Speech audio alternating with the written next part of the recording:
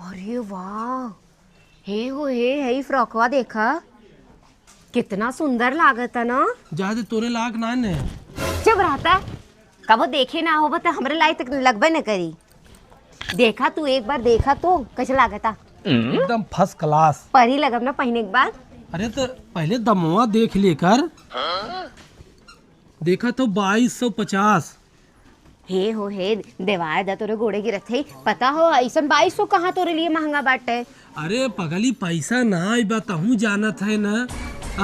इतना महंगा महंगा लेबे बताओ तो कैसे चल पाए घर दुआर। हमें ना पता, हमके चाहिए मतलब चाहिए और यही कपड़ा चाहिए तो करना पड़ेगा। एक काम कर, का करबे पहन के फोटोया खिंचा के स्टेटस लगोबे। हाँ। सोशल मीडिया पे डालबे। हाँ। इंस्टाग्राम फेसबुक पे डालबे ना। हाँ।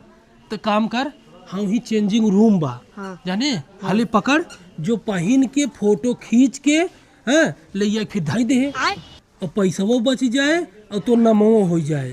अरे गजब, मान गए तू हमारे आदमी आया का आइडिया दे या। अरे पगली मारत पीटे तो एकदम हमें दिमागदार बना दी है। हाँ। और जो ठनिए देवरानिए तो ऐसे ही मर जाएंगे। उन्होंने बोले जरूरत। जो खींच को तुरंत धर धर धर। हाँ ठीक बा। जो निकल। जय भगवान की, कम से कम जान बची, कैसा तो बची।